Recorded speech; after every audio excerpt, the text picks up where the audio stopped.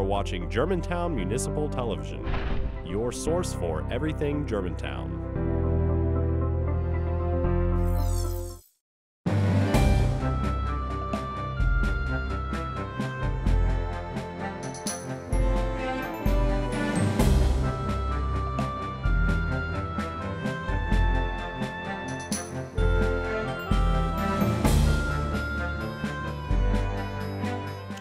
Hello and welcome to MidSouth Matters on Germantown Municipal Television. I'm your host, Ruth Dunning. MidSouth Matters aims to bring you insightful interviews with influential community members about topics that matter to you. On today's show, we are excited to talk with Adam Altendorf. Adam most recently served as field organizer for Archie Parnell's congressional campaign for South Carolina's 5th Congressional District. Adam also served as an organizer for the Democratic Party of Virginia in 2016 and graduated with a master's degree in political science from American University. We're talking about his experience on the campaign trail and many other political topics. Welcome, Adam. We're delighted you're here. We didn't say in the introduction, but you're a local boy. Yes, I am. From Collierville, and went to Collierville High School, and then went initially to college in Alabama, right? That's right. Good. Yep. And then to the hub of all, right. to Washington. Yeah. First thing we want to do is talk to you about your conversion story. Right. When I first knew you, you were very conservative. And then suddenly you weren't. Right. So tell us what happened. Sure. So again, like you mentioned, I grew up in Collierville. I have two conservative parents and grew up in a precinct that consistently votes about 80% to the Republican Party. So I always had an interest working in politics. So it was no wonder that when I got more interested, I was a Republican, and that's what happened. I grew up in the South, of course, and when there was any sort of political events going on, I would go to them.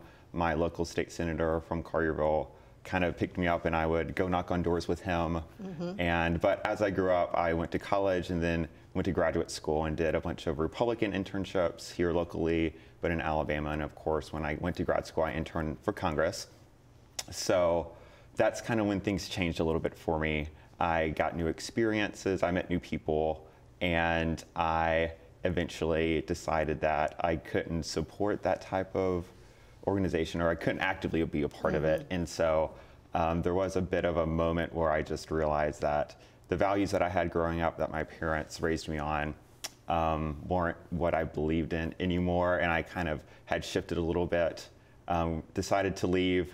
Where I went to grad school, of course, I taught advocacy for my second year of grad school, and that was included in what I did there was I taught freshmen how to petition their members of Congress, how to do earned media, how to build a grassroots organization. So I did that. I graduated, like you said, in May of 16, and then I joined the Clinton campaign because I thought it was time to, instead of teaching it, it was time to do it firsthand.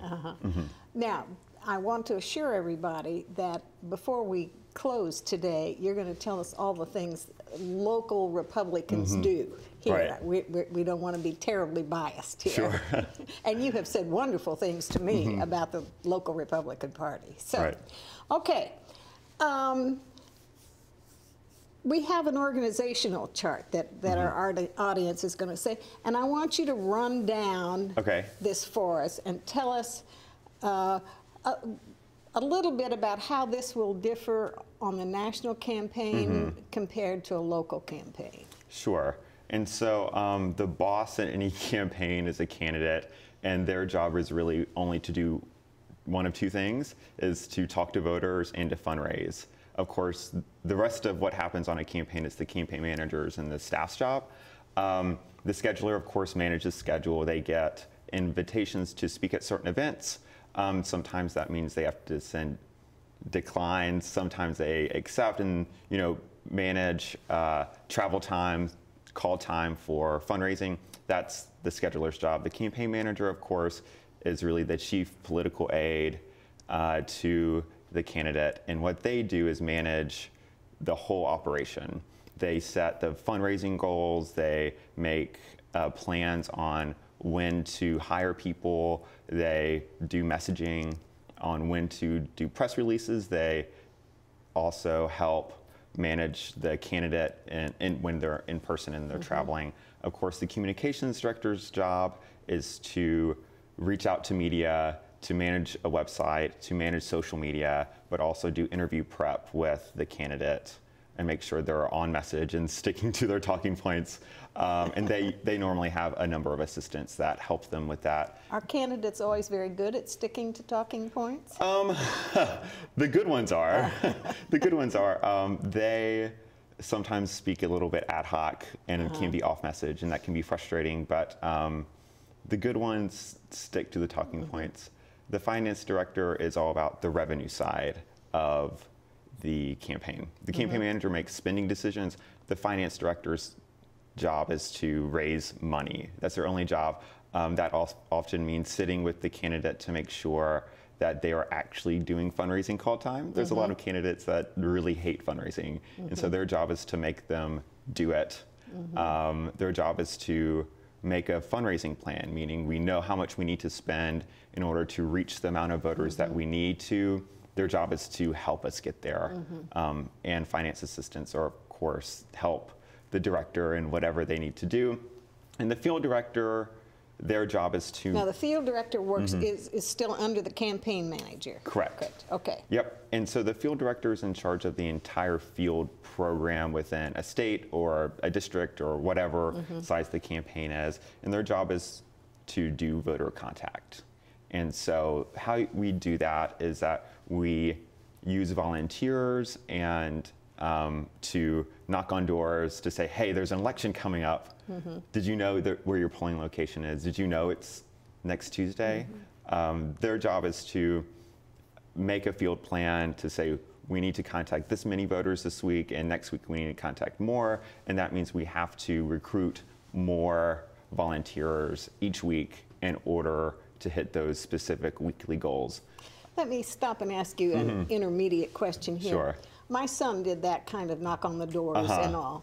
And he said, I said, what if nobody was home? What if people didn't, like the fact that you interrupted the baby's bath or whatever? He said that happens a lot. It does. But he said there's a formula. If you knock on X number of doors, you get X number of people to, so what is that formula? So if we had 100 doors, right, the campaign targets certain individuals over others, and it also depends on what type of race that you're knocking on doors for. For example, in a primary, you're only concerned with the Democratic voters that are registered that vote all the time, and your Democratic primary candidates fight over the top ones that vote all the time. And in a general election, we know those voters who are strong Democrats are going to vote for us against a Republican anyway. And so the campaign targets different people for different type of elections. In a general election, it's more of the voters that are a little more inconsistent voters. That being said, if we have 100 doors, we know that we're going to talk to about 20% of those. That's the contact rate when we're knocking on doors, just because people are home or they don't hear the doorbell or whatever the case may be. And then amongst those 20 people, we have to have a guided, structured conversation with them. And the first question is, are you supporting my candidate? And the next question is, especially during the last 4 days, which is called Get Out the Vote, we have on a piece of paper their precinct and their polling location and the times they're open. It's like, Mrs. Judy, the election's on Tuesday. Do you know what time you're planning on voting? Great. Do you know when you can go vote? Hold on. Yeah. We'll get that Mrs. Judy to the polling place as soon as we get back. We have to take a short break, and when we return, we'll talk more with Adam Altendorf. Please stay with us.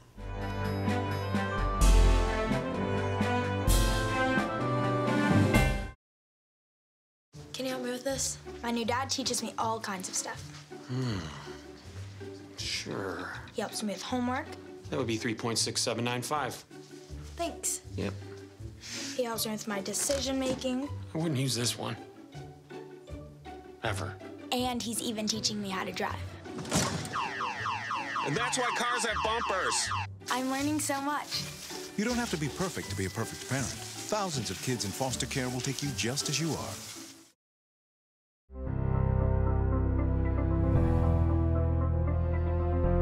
You are watching Germantown Municipal Television, your source for everything Germantown. Welcome back to MidSouth Matters. I'm your host, Ruth Dunning. With me is Adam Altendorf. Welcome back. We have to get this nice voter lady to the polls. Okay, you're talking to her, you've knocked on the door. Right. And so the first question we ask is, are you supporting our candidate? Afterwards, we say, do you know when you're planning on voting? It's Tuesday between 7 and 7 o'clock. And then do you know where you're planning on voting? Where do you know your polling location? And then finally, the question is, how are you planning on getting there? A lot of people can walk, some people drive, some people have go with their families. And so asking those structured questions, when, where, and how, gets the voter to think about the process of voting, rather than me just telling them, hey, your polling location is here and they open at this time, thanks for supporting us. This gets the voter to actively think about the process of voting. It's kind of a Jedi mind trick to get them to envision it, and we know that when they mentally envision the process of voting, they're more likely to vote, and that increases that voter's chance of going to the polls by about 12 or so percent. Oh, and you really do have it down to it's an art and a science, because when you go in the door, it's about a fluid conversation rather than marching through questions. And so, but we know that we have to contact a lot of voters to increase all of their likelihood by 10 to 12%. So, out of that 100 doors that you're, how many do you estimate will actually go vote for your candidate? So everyone has a certain baseline that if you vote out of 9 out of 10 elections, you're about 90% likely to vote, and this increases your chances by 10 or 12%. And if that was one voter, we're fairly certain they'll go vote. If they are less likely to vote just on average, based upon their previous voting history, of course, that will increase their vote. If we contacted 20 people and they were all a certain amount likely to vote, I would say amongst those 20, we could get about 7 of them to go vote that would otherwise not have voted if we did not contact them. Okay. Well, that's 7%. Right. Well, I guess in most elections, that's enough to right. And to tip if I'm just one person and I knock on 100 doors a day, but there are 50 people across a whole district knocking on doors over one day, then that number increases quite rapidly, and that's why we use volunteers to knock on those doors, because it's about a scalability sort of issue and just raw numbers. Now, the other thing my son did was go drive people to the polls. Is that kind of a new thing?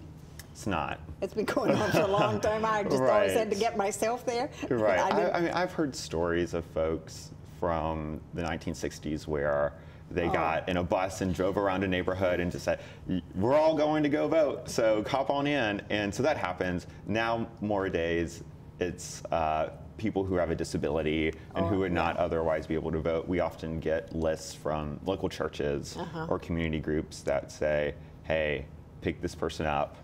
They need a ride. And so usually we have a couple volunteers doing that on election day. Just doing that, yeah. So it seems to me like you need this enormous band of volunteers. Now, where do you get all those people? Whenever the first time I go into a new county or a new area, I always reach out to the local Democratic leadership. So the county chair. Now, the Republicans are doing exactly the same thing. What you've outlined here is pretty much standard for both parties? No. Oh.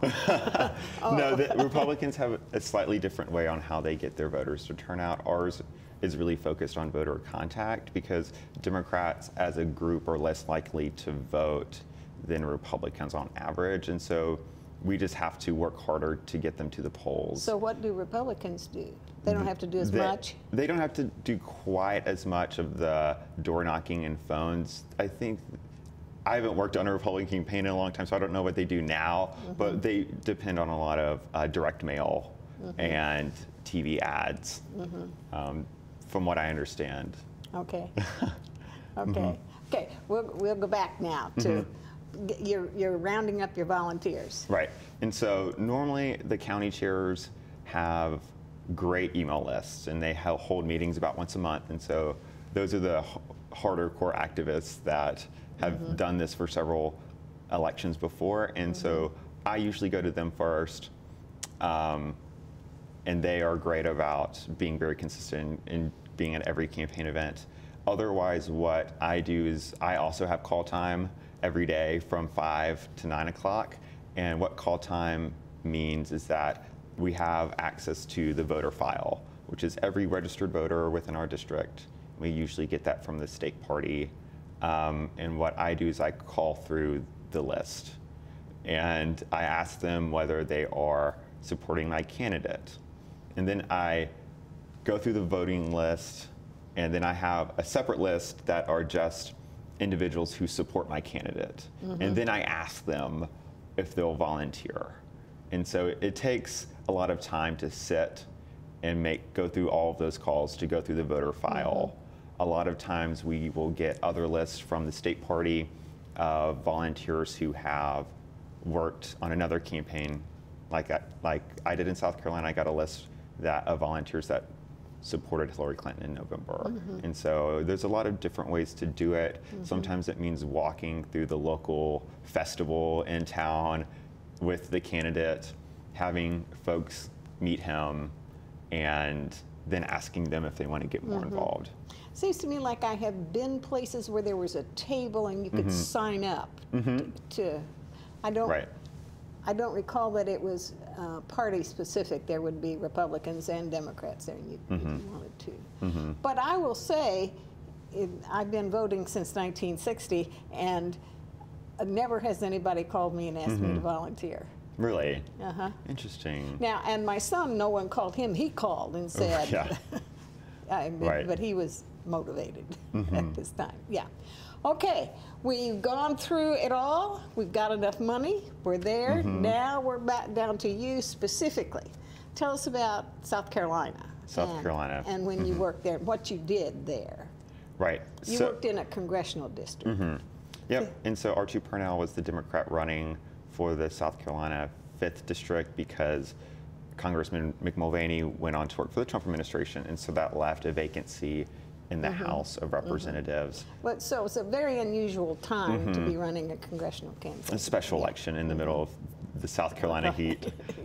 And so during the primary, I was responsible for 4 rural counties. I think we're going to have to pause already. We need to take another short break, and more with Adam when we return. We will get his story next.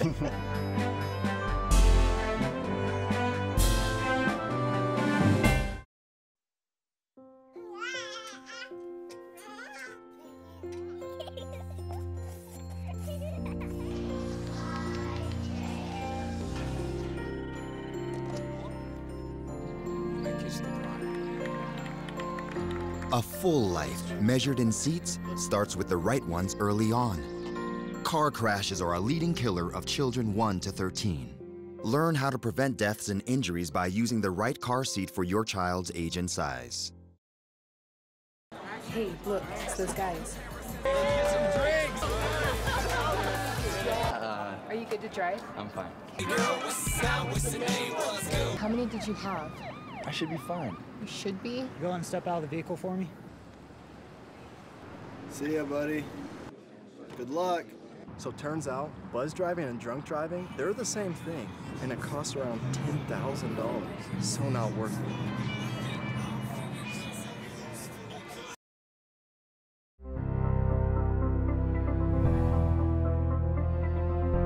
You are watching Germantown Municipal Television, your source for everything Germantown. We're back on MidSouth Matters. Joining me again is Adam Altendorf. Okay, Adam.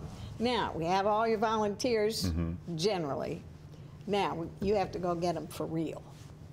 And now, Right. you show up in South Carolina in the heat. Right.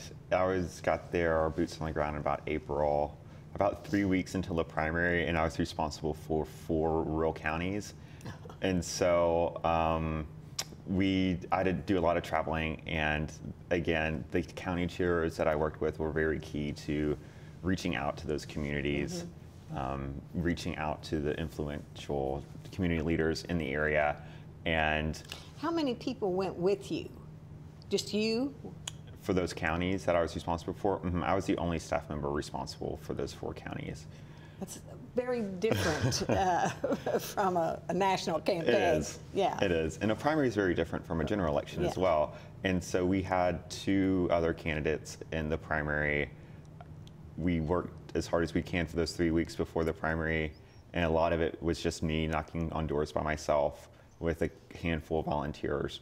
Luckily, we won the primary, and it was a lot easier to do volunteer recruitment in a general election. And so, and I had more time to invest in one county. So after the primary, I was responsible for one county. I stayed in one place, less travel.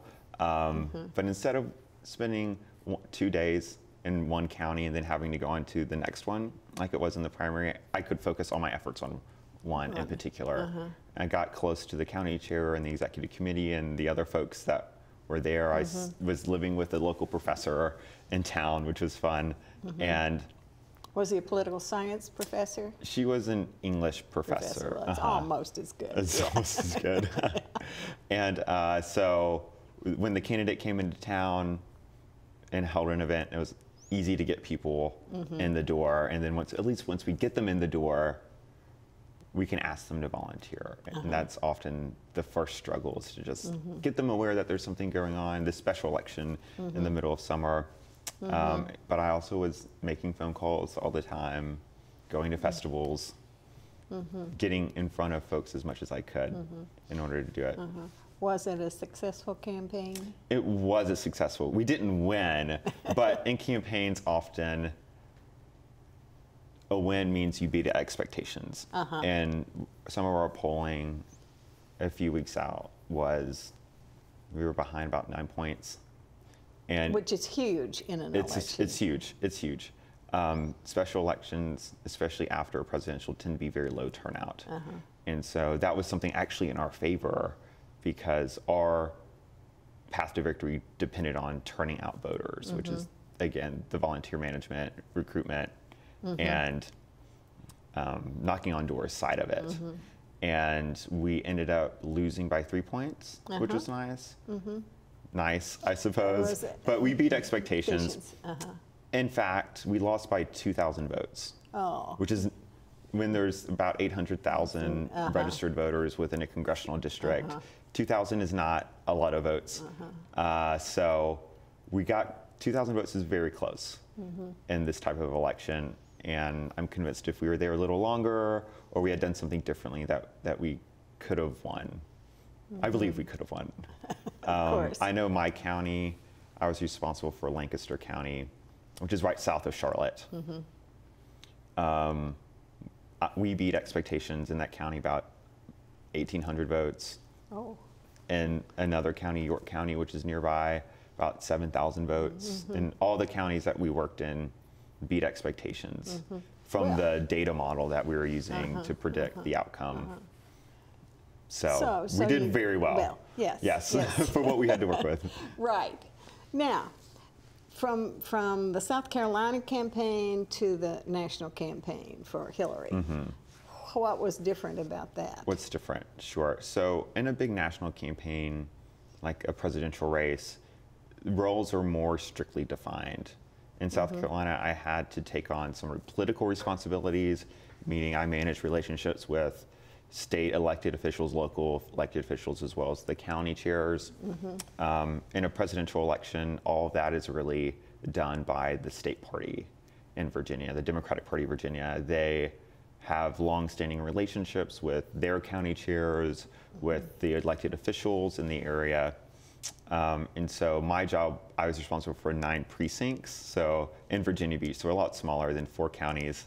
And when I got there, it was in July. July. Another hot summer. Another hot summer, yes. And when I got there, there had been a history of organizers and a campaign that had been previously there. And so when I got on the ground, I already had a network of volunteers set up for me from the staff that were already in Virginia Beach. Whereas in South Carolina, on a special election, I started from nowhere. Started from the ground up with just myself knocking on these doors in 4 counties to eventually having a bunch of volunteers do it. So my role shifted from doing the voter contact myself to training and managing. And that was true for both Virginia and South Carolina. And of course, on the presidential, there's way more staff. There's a whole political department that just manages relationships, a whole communications and finance department that does all of the work that sometimes I had to do in South Carolina. So in Virginia, who won? Who won Virginia? Hillary Clinton Hillary won. So all your work there paid off. Yes, so we won the state, but lost the election. Yes, So. well, so it sort of worked out. Now, we only have 30 seconds left here. Tell us what's good and what's about the Republican Party in this area, and, you know, even though you're not still associated with it, what can you tell us that's really good about it? The local party in this part of Tennessee is very well organized. The local Republican Party. Yes, they are very well organized. They host a big fundraiser each year and have the likes of Senator Corker and Senator Alexander and Governor Haslam come into town, and that raises a lot of money for them. It's very rare for a local party to have a staff member that they're able to fund. Luckily, the Republican Party here is able to do that. And so they have somebody full-time working with volunteers or candidates or raising money that really collapses a lot of these roles. Very good. And that's all the time we have. Wow. It just zooms by. That's all we have time for on this edition of MidSouth Matters. I'd like to thank my guest for taking time out of his day to be on the show, and you, the viewer, for watching. If you'd like more information about this or any other show on Germantown Municipal Television, please visit our website at www.gmtvonline.org. Thanks for joining us, and I hope you'll join us next time on MidSouth Matters.